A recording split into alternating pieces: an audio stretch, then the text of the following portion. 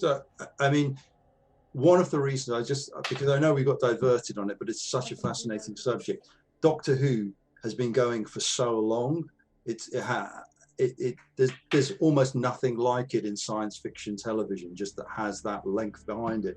And so just its existence and the journey it's gone on tells such a fascinating story.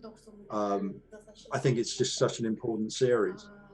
Доктор Кто, на самом деле, феномен в принципе, в культуре, да, он так долго длится и оставил такой след на столь многим количестве людей, что сравнений этому практически нет, и это очень вдохновляюще. I'm sorry, my opinion that Chibnall killed my Doctor Who. Sorry. Which one? But you've only watched the first season. Ты уже посмотрела первый сезон, да? Yes, I watched 2 seasons with Tucker. With Tucker, and it's sad. I cry. I mean, the truth is, I haven't watched Doctor Who for years now. I haven't seen any Chris Chibnall. I haven't seen any of his because on a personal level, it's not my Doctor Who anymore. For a long time, it hasn't been my Doctor Who. But the way I look at it is, this is now Doctor Who, and I'm 50, and I'm watching a series that was magical for me when I was a child. But I'm now watching a series that is in a way still aimed for very young people, I think. I can't enjoy it now, not the same way. And I deliberately don't watch old Doctor Who now in case I couldn't enjoy it. Because it's too, you know, it's like Rostislav when I recommended The Prisoner to you. You know, The Prisoner blew my mind when I was 14. It was one of the most important series ever for me. But I'm a bit worried about watching it again now because of the time. But Doctor Who, what I would want to say is, you know, for many reasons, I've never really been that crazy about modern Doctor Who, the reboot of Doctor Who. I think there are good things, but I think there are weak things. But I still find it interesting that it exists, and I find the journey it's made important. You know, I was in a weird position where I was, back in the Russell T Davies days, I was making trailers for Doctor Who. So I was in the fortunate position to actually make trailers for it, which was in a way an amazing thing to have happen about a show you were working on as a kid. But I was making the trailers for a show going, it's not my show anymore. I want to love it, but I don't love it anymore. It's not really for me. «Доктор Кто» перестал быть моим сериалом несколько лет назад, и я прекратила его смотреть. И, в общем, по той же причине я не пересматриваю старого «Доктора Кто», потому что в детстве, да, он произвел на меня невероятное впечатление, но я боюсь, как бы во взрослом возрасте это отношение не изменилось, и я бы не был, ну, не то чтобы разочарован, да, чтобы я не, ну, мои детские впечатления не смазались и не ушли. По той же причине, когда я рекомендовал Ростиславу сериал, как он называется по-русски? Prisoner, заключенный. Заключенный. Thank you. So, Peter, are you understanding Russian now? Well, when you say I get bits. It seems like you're understanding what I'm talking about in Russian. Guys, we are not safe anymore. You know, Watch your song, everyone. Oh. Собственно, именно по этой причине, когда рекомендовал «Заключенного» Ростиславу, я был немножко, скажем так, это было немножко волнительно, потому что я тоже... Да, в 14 лет этот сериал взорвал мне мозг и стал одним из ключевых в развитии меня как личности. Вот, но что будет, если я пересмотрю его во взрослом возрасте, я не знаю, поэтому я не пересматривала его во взрослом возрасте. И то же самое с «Доктором Кто». В какой-то момент он просто перестал быть моим шоу. Хотя так вышло, что я работала над трейлерами к новому «Доктору Кто», и это был, с одной стороны, замечательный experience. Это был замечательный опыт, потому что я смог поработать с шоу, которое в детстве я очень любил. С другой стороны, я понимала, что это больше не мое. Я отошла от него, да. И я считаю, что в перезапуске «Доктора Кто» есть и хорошие вещи, есть и, конкретно слабые вещи, но, в общем, да, я больше его не смотрю сейчас. От себя добавлю, что Prisoner все точно так же взрывает мозг. Он, как бы, может быть, технологии немножко устарели, а вот вся сама вырвиглазность и абсолютная немыслимость происходящего совершенно нет. Она все еще очень-очень-очень актуальна. Несмотря там на безумный возраст этого сериала. Ростислав is saying that The Prisoner is still mind-blowing. Good. In the meaning of what is happening, and there was this Russian word that is not translatable to English, like many English words are not translatable into Russian. Что ты имеешь в виду под вырвиглазностью? Мне просто интересно. Well, it can broke unprepared person just because it can. So in Russian it's like eye tearing out, like tearing out your eyes, which I'm trying to understand what meant. I use this word not exactly in correct meaning, so it's you probably shouldn't translate it like that. Okay.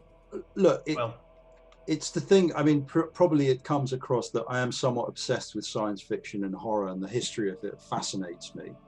Okay, the Prisoner, again, like Doctor Who, had such a story behind it, and there was such nerve behind it that I love that it exists. I love that it happened. I love that the guy behind it managed to make it happen when it shouldn't have happened.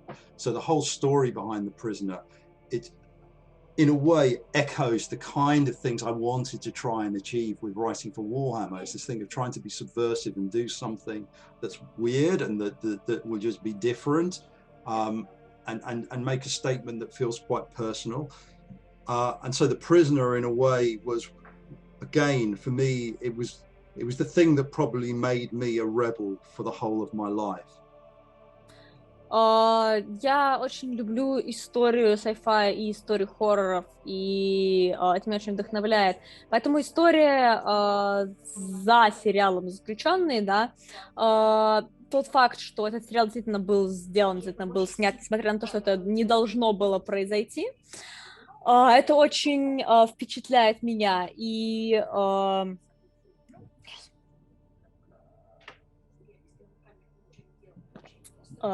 Ростислав, помоги мне, пожалуйста, я тут слышу просто сейчас справа разговор. Ну, Петер вообще, скажем так, Prisoner тоже, сериал тоже очень сильно на него повлиял. У него очень интересная история вообще того, как он был снят, как он повлиял на его зрителей, как он вообще перевернул, по сути, ну, отчасти то, как снимались сериалы. Вот. И как Петер сказал, что вообще эта история, возможно, причина, по которой он как Rebel, бунтарь, я бы сказала. То, что он стал бунтарем. Бунтарем, да. И вот, собственно, он нечто похожее вообще планирует, ну, как бы то, что он делает в Вархаммере, это нечто похожее, скажем, вдохновлено историей за этим сериалом. То есть он пытается создавать что-то странное, что-то нестандартное, что-то, что действительно там не будет укладываться в стандартные рамки, вот. Но, тем не менее, вот будет именно тем, что он хотел бы увидеть. Как-то так, наверное. Так, я сейчас хотел спросить, Петр, как у вас по времени, то есть заканчиваем? Peter, so what's with your time schedule? Are we finishing? What is that? Oh my goodness, we've already gone on. It's nearing. You're probably exhausted as well. Well, I'll ask now we're all here. I wasn't expecting to see Rostislav, and I didn't think there'd be someone from the station and everything. So I feel flattered that you all turned up. So carry on. I'll sort it out later. Мы можем продолжать, ребят. But carry on. Но, скажем так, ну, то есть Петер нам сейчас дает добро, вот, но понимаете, что да, он все-таки связан там некоторыми вещами явно. Поэтому вот так, давайте еще, не знаю, там пару вопросов. У меня есть вопрос, который я очень хотел задать. Мне Ростислав сказал, что у вас есть какая-то своя ролевая система. Вы как гейммастер, конечно же, придумали какую-то свою особую систему. Я бы хотел про нее узнать. So the question is, so you have mentioned in the previous interview that you were a game master for RPGs. Yes. Yes, and you have created your own system.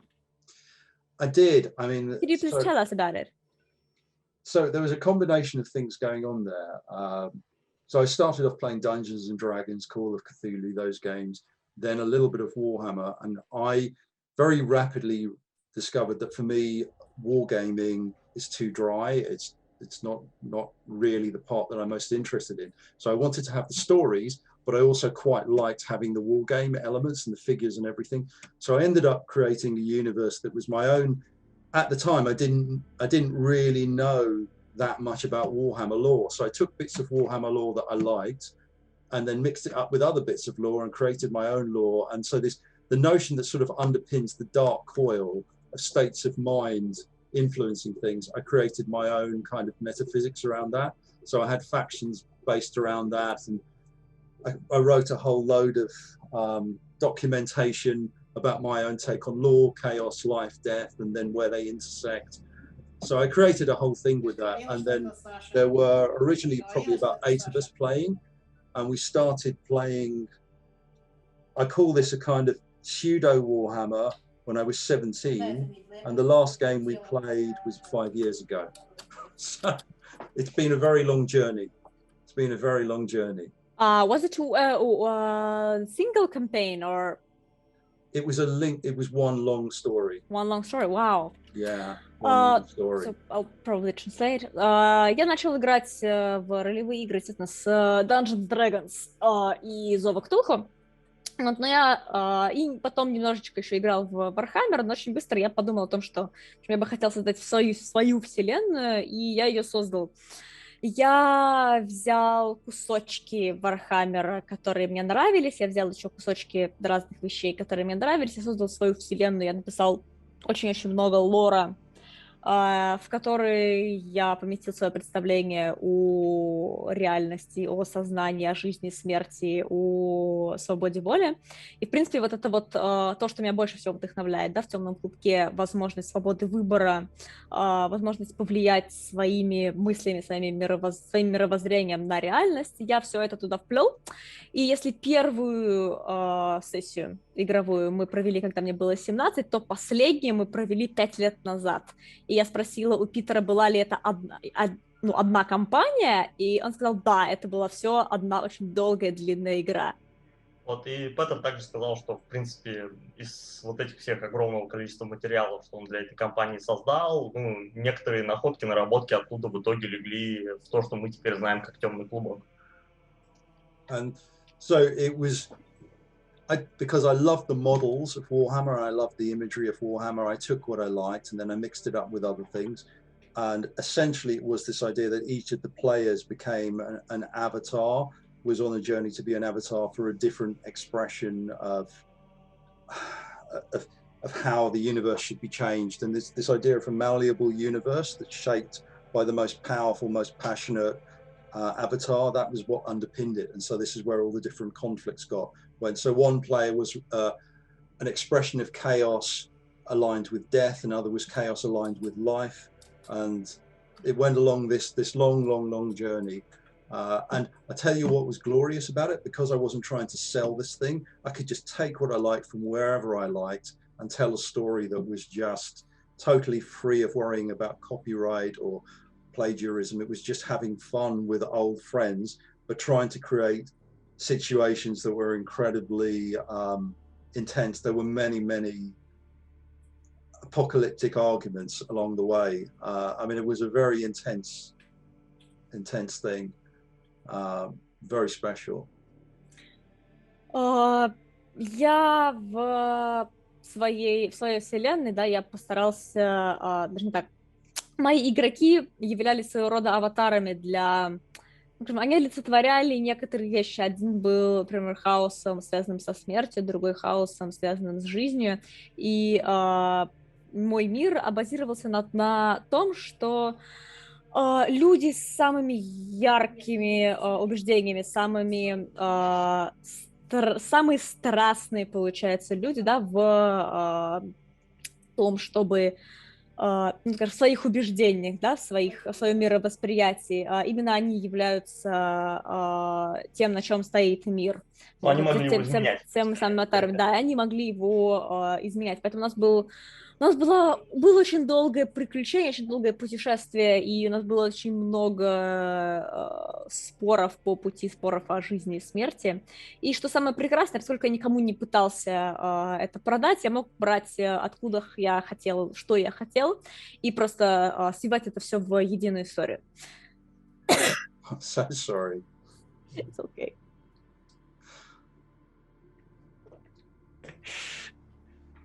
Well, I mean, yeah, just to kind of throw it in there, the kind of joy that you can have when you're not trying to sell something. And one player was playing the Daleks from Doctor Who, the way I envisioned them, what they should really stand for. Another was playing classic Dawn of War style orcs all the way up. And so I could just mix up things from science fiction with complete freedom and tell a story that evolved as we went. It was quite special. И у меня один игрок, ну да, прелесть того, что я не пытался это никому продать, опять-таки состояла в том, что я мог брать из всего science fiction то, что мне нравилось, и у меня один игрок играл из Доктора Кто, я так понимаю, представитель одной из рас, да? Да, один, как Петер видел далеков, как он бы их изобразил, то есть, ну, собственно, один игрок играл за них, другой игрок играл за орков. Орка из Dawn of War, да? Да, Dawn of War, вот, собственно.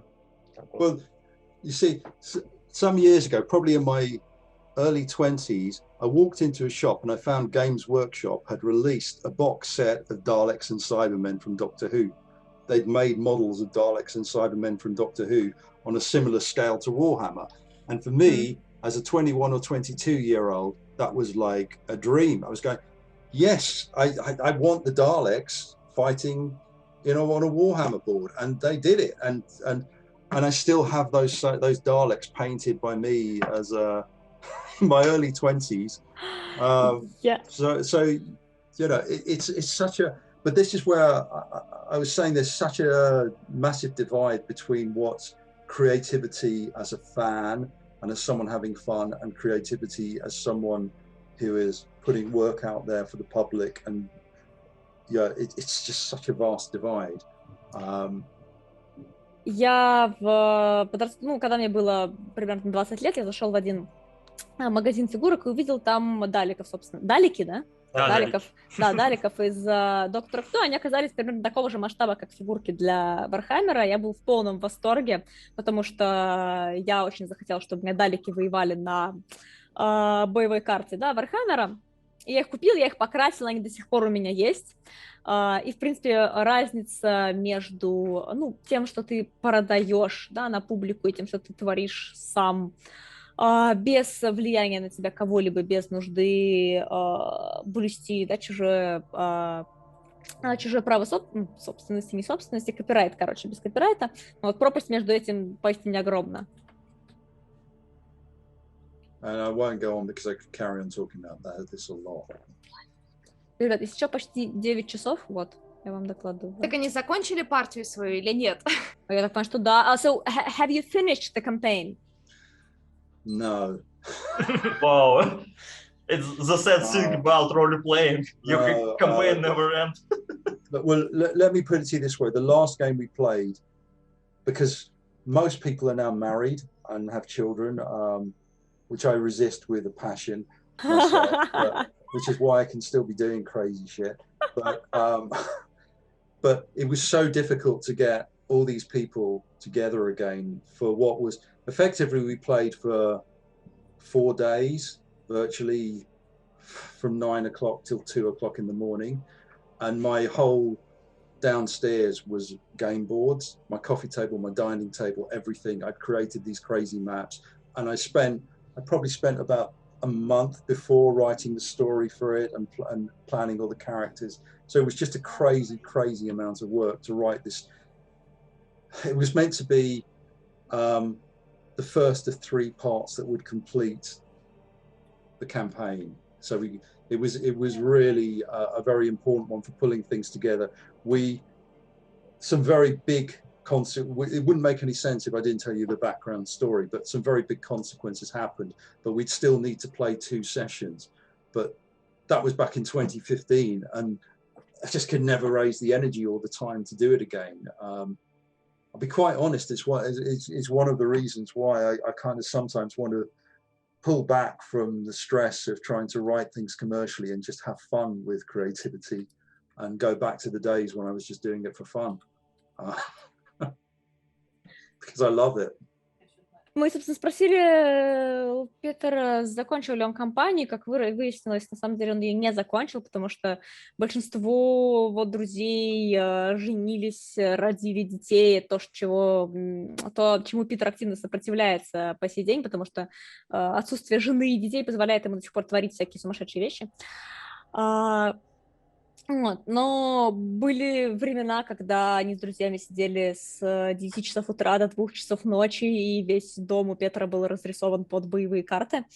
И до этого он потратил несколько месяцев на то, чтобы написать всю кампанию, создать всех персонажей и распланировать все события. Вот, но, к сожалению, вот кампания не была закончена до самого конца. Хотя то, что Питер написал, это вообще была треть того, что должна была быть. Это должна была быть трилогия. Ну, там не совсем так. Вот он как раз финальная фаза вот этой кампании, когда они собирали... То есть 2 сессии, я так понимаю, осталось доиграть. То есть они отыграли одну сессию, несколько дней они играли одну сессию, вот, и им еще осталось еще 2 таких, но за 5 лет Петер так в итоге и не сумел найти в себе сил всех собрать и, собственно, закончить со всем этим. Я надеюсь, однажды это случится, и Петер соберет всех вместе. So we hope that someday you will finish this campaign. Нет, свет наступит тогда. Yeah, my players were pushing me for a while, I have to say. One day I hope so, because the campaign feels... I'm a great believer that sometimes you do things for the sake of doing them, for the spirit of doing them, rather than for any practical reason. And that's... Go. Я надеюсь, что когда-нибудь действительно я закончу эту кампанию, мы все соберемся.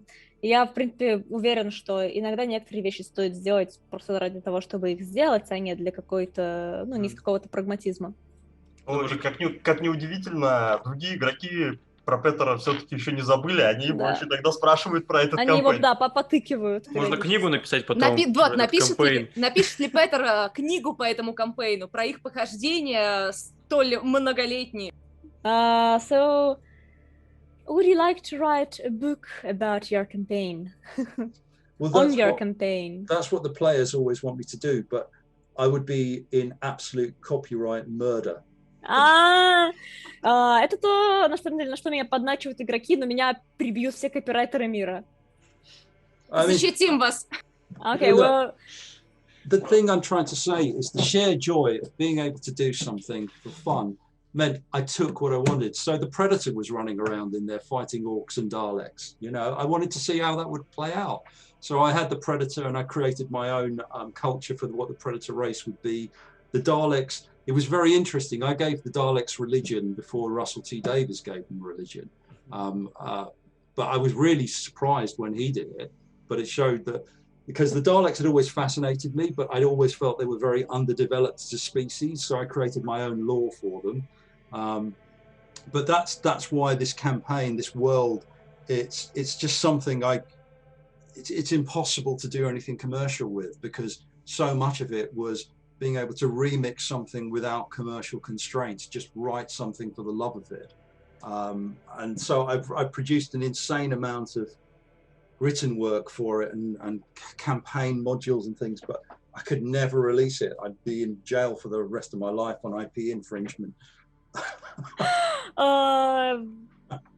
Прелесть моей кампании заключалась в том, что я мог брать, все отовсюду, и, в общем, у меня был момент, когда у меня хищник бегал между орками, и я просто хотела посмотреть на то, как это все будет выглядеть.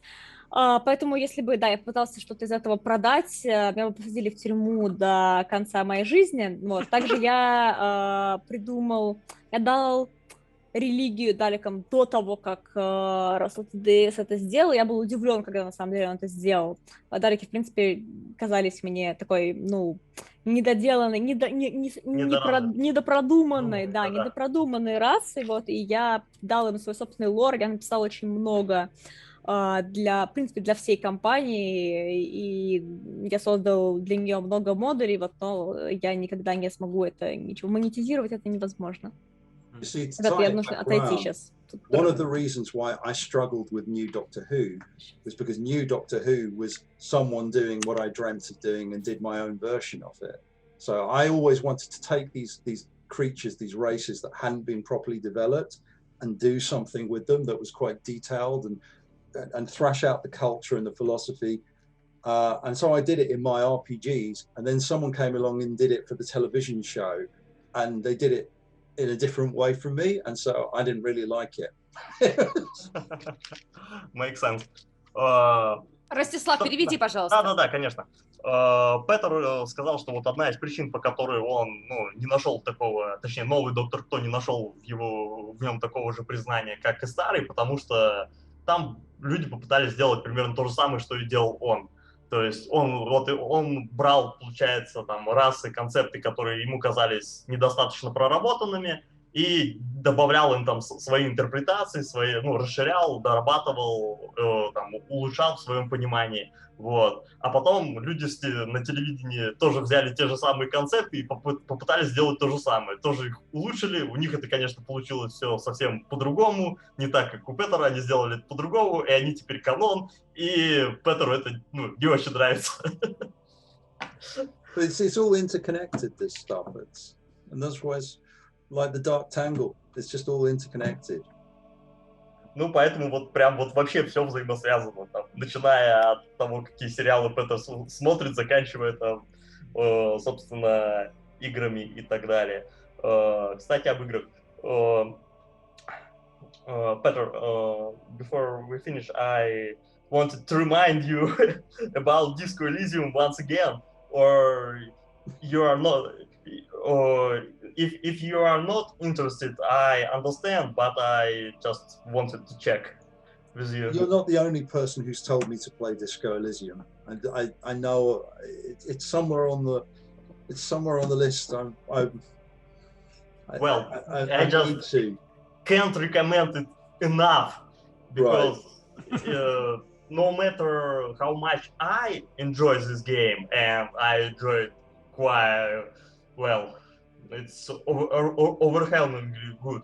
The reason I recommend it to you, because it explores topics that are very close to you in more than one way. Okay. It's about personal struggle and about society as well. So, and it has such interesting, elaborated take on this question. So I'm just sure you, at the very least, it would be interesting to you. So okay. This is why I'm so persistent with this. No. Forgive me for that. It sounds like it's gaming as art, and that fascinates me. Yeah, it's on my list, mate. It's on my list. But yeah, it's lovely to see you all, and thank you for listening to me ramble. I rambled a lot. I deliberately, because we love you rambling. Thank you very much. Long. It's too long. Always a pleasure. It's going to be so boring for people, because I'm just, honestly, the thing is, guys, I'm just this weird eccentric guy who loves science fiction and horror, who's written a couple of books. That's literally it. So. Let them learn English while listening to you. Well. Listen, it's been... идете? Что? Идите. Спасибо. Все, пардон, да. Питер, собственно, сказал, что будет очень, сколько у нас получилось, да, много долго говорит, да, он считает, что это будет скучновато для зрителей, вот, потому что на самом деле он не более чем, скажем так, чувак, который любит science fiction, да, и который написал парочку книг. Но Питер всегда так говорит про себя. Он же бог. Бог все отрицает свою божественность. Alina just called you a god, so... And you deny your own divinity. No, but you said, you said, the thing is, when I came to visit Russia, Rostislav and Strochan were probably thinking, this guy, this dark coil guy, who writes these really dark, intense stories, these really sinister stories, really I think everyone expected me to probably turn up as this really morbid, dark, drug-addicted, alcoholic, strange, really intense guy. And the thing is, it's like I've said, I've never needed drugs or alcohol. I've never had any interest in either because it's just imagination does. I just go with imagination. Stories. Я когда приехал, давай. Well, I don't know about drugs and alcohol because my personal opinion that it's irrelevant to actual creativity. But I was surprised about how open you are, how easy it is to converse with you. So there is something. There was something like this when you visited us. Yeah, I wasn't intimidating. I'd like to translate, I'm sorry, because it's gonna go away.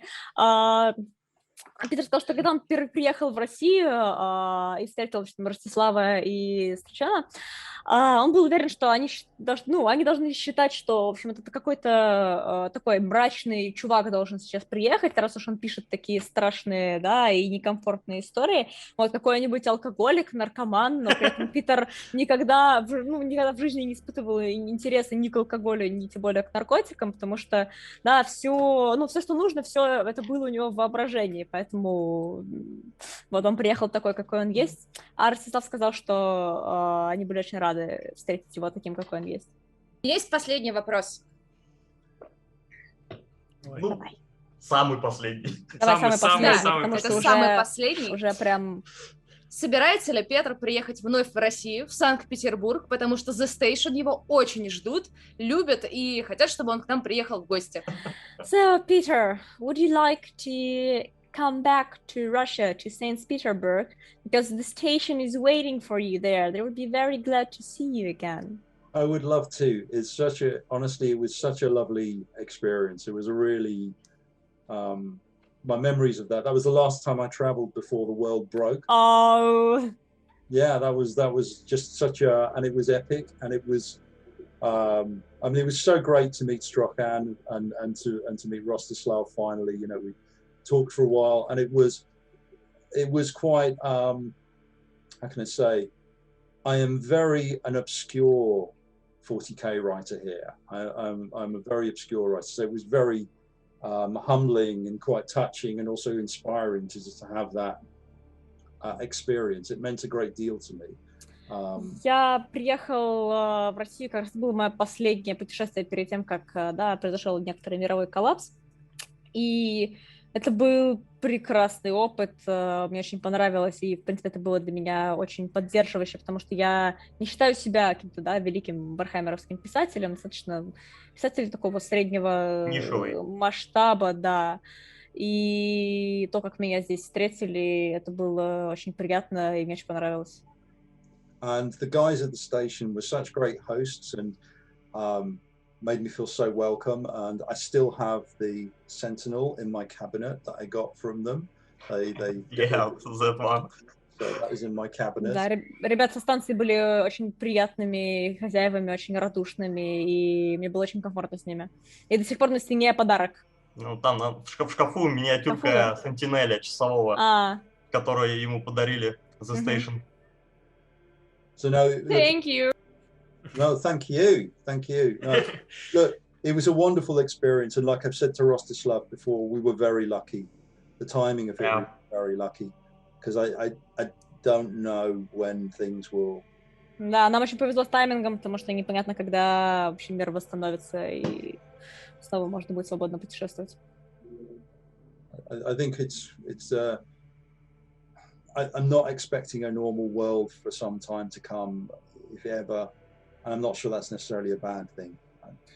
Я не думаю, что все станет на свои места скоро, и даже не уверена, на самом деле, что это плохо. It's, yeah. I don't want to end on a dark note, but it's scary times. Yeah. Maybe... Да, не хотим заканчивать на плохой ноте, но настали достаточно страшные времена. Тогда я приеду просто в Лондон. В Alina saying we're coming to London. Come to London. Come to London. It would be lovely. I'd love to go to London. And obviously, if you do come to London, you get in touch. Well. Okay, I'll remember this because I'm getting to London as soon as Europe is opening. I'm going to going to return to England because I love England. Do you? Yeah, I've been there 2 times and I want to go back so much. We'll definitely get in touch if you do. Okay, thank you. I will. Definitely. I will. Thank you. Definitely. And I mean, obviously, that goes for any of you. You know, it means a lot to me. You know, you guys have been great, and you know the reception I got in Russia, it meant a lot to me. It was great. You know, thank you. Wow. Thank you very much. Thank you. Thank you. Thank you. Thank you, guys. Thank you very much. Thank you very much for your time, for the time you've been spending with us. It's always an honor. It's really, honestly, I'm crazily busy at the moment, but it means. We're sorry we still so much time. No, don't worry. Honestly, I'm touched that you want to listen to me ramble on. It's like, you know, I'm nobody special, honestly. I kind of wish I was. You are for everybody around that sounds here. like false modesty. Chat, so punch the guy. Well, and Peter, you're always so modest. It's and so we are not the only people who notice this, and people on Reddit also feel that way. So when they're reading your interviews and your podcast with Combat Face, for example, so maybe you're just a little bit too hard on yourself. There are more people who think that you are special, that you give credit himself for. Well, that means a lot to me. Thank you. I mean, it's nice. Honestly, it's the fact that those stories of those books got through some people and made an impact on some people, then it was worth it, you know, because they were not fun to write. So thank you, guys. It means thank you very much. Thank you. Thank you. Thank you, guys. So we wish you all the best. Be safe. Thank you very much. Be safe. Be safe. I'm glad I will send you the document. Thank you. Отправит документ. По-русски? Что? Питер нам пожелал всех благ, stay safe, вот, и поблагодарил нас за то, что мы, в общем, слушали его так долго, да, сказал, что очень классно. Вот. Да. Все, спасибо. Thank you. Goodbye. Bye. Bye-bye. Bye-bye. Bye. Bye.